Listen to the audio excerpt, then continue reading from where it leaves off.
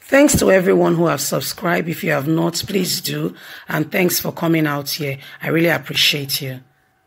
Ondo elections should be postponed till 2021 January or February.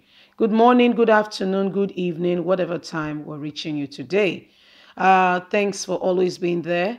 If you have not given us a thumbs up, this will be a good time. And please don't forget to subscribe. We appreciate you. Well, the news reaching us right now is that there is an opinion from INEC thinking, just suggesting that should the election be postponed.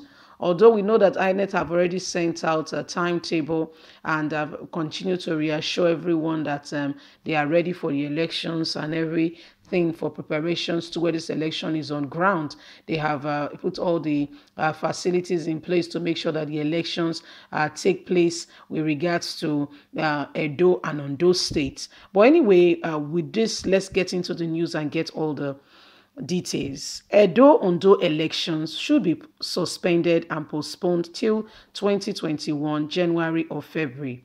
If one will be among the saints of the truth, then it's none of us all that one of the major issues on the Nigerian front burner is the governorship election in Edo and Ondo states, which are slated for September the 19th and October respectively. However, it's my humble view and opinion that these two elections are suspended and postponed to the first months of next year, preferably January or February, which are the first 2 months of the year. The reasons behind this is because the usual advice is capitalized in a few points outlined below. Dangers to life. It is well known that in elections, citizens of each state come down from their state to residents and try to exercise their fundamental God-given right in their father's land. Since interest travel has finally been legalized, both Edo and Ondo indigenes will come from Lagos, Kano, and many other hot regions of the pandemic to vote, thus putting lives of voters at risk and that of the electorate officials. These may lead to the skyrocketing of the cases of the deadly coronavirus in both states, thus leading to the overwhelming of hospitalization and hospital centers across the state and increase in avoidable deaths. Not adhesion to guidelines. One truth most people among are saying is that during these courses of the election, the draw lines remains there. But guess what? Nobody in Nigeria is keeping to the coronavirus guideline. Most people just carry on with business as usual, as if nothing is happening. Going by the rough nature of Nigerian election, using mask sanitizer, social distancing may become impossible as people are craveling for space and ability to exercise their fundamental human rights and seeing to the fact that their support for their aspirants is not being jeopardized or given to somebody else. In this process, ballot polls will become jam-packed, thus leading to further spread of outcome enemies in the front of the disease. However, if we wait till January or February next year, it is likely that the vaccine might have been found and probably a cure, thus making it safe.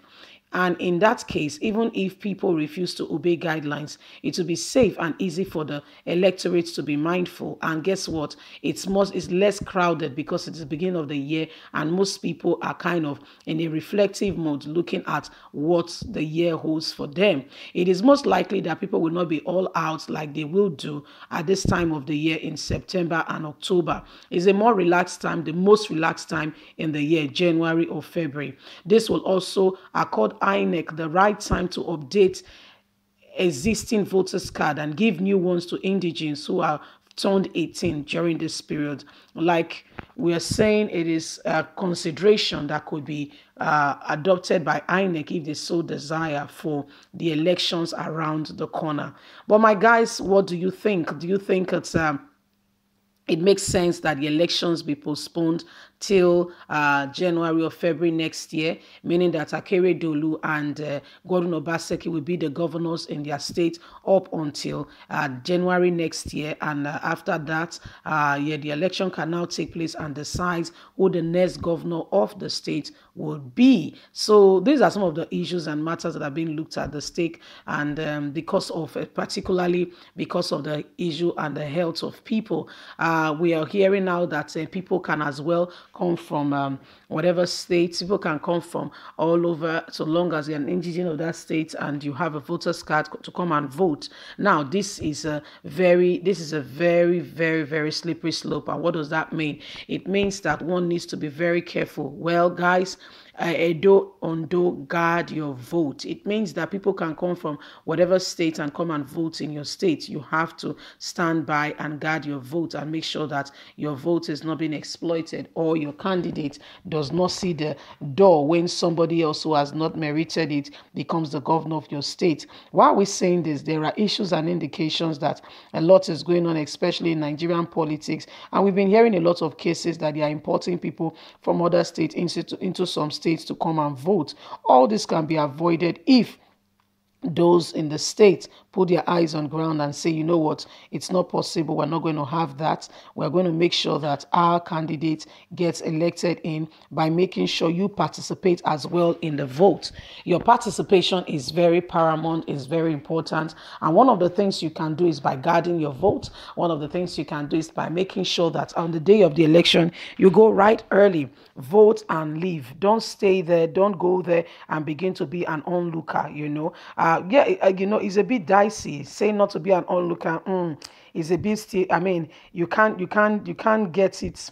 You can't get it full from both sides. Yes. So because by the time you say you're walking away, you have cast your vote. How are you sure that your vote has been counted and has not been given to the person you have not voted for? So it's a bit of a slippery slope. But however, these elections in Edo and Ondo State are a defining moment for Nigerian democracy, where the interest, whether the governor or the president or somebody favors somebody, is inconsequential. It's supposed to be a democratic setting where the interest of the people is what comes to pass, where the people desire and say, this is who we want, and their desire comes to pass. And like it's said in democracy, majority carries the vote. So if majority is going to carry the vote and the people have voted for someone, the person they have voted for should become their governor, should become their leader, and not somebody else being imposed on them. So these are times that we are in that everyone needs to be very careful, and we need to say, you know what, it's time for us to stand by our vote. Enough of being told what to do, or being being extorted, or given a candidate that we did not vote for, a candidate that we do not want. So what could possibly be the outcomes of this? The outcomes of this could be that if the elections are postponed, yes, it might give INEC more time to prepare. That's one. It might also give the following states to be able to, because the time is short. Yes, they know about it, but the closer we get, the more it gets, the more we are getting close to it, the more people are more agitated, the more the stakes are high. Everybody's looking forward to that day, and it is what it is. So Edo on those state elections are quite an interesting one. Elections have not, we all know about elections in the country, but with this one, oh no, it's quite different because of what is happening. Yes, because democracy is being redefined in Nigeria. Truly, it's been redefined. It's no longer in those days you just tell people, you get there and you call your candidate and say he won. What? No. It has to be clear. Although there is still a bit of uncertainty when it comes to Nigeria, elections, because somebody can just come there and give a count and say, yes, this person won. But at the end of the day, we still have the judiciary system where people are able to go and say, no, I'm not happy with the results. I'm sure of what happened. I'm sure of what we did. And I'm sure of the support I got. So, people can challenge the decision in courts. Yes, so that's the difference with democracy. Anyway, my people, what do you think?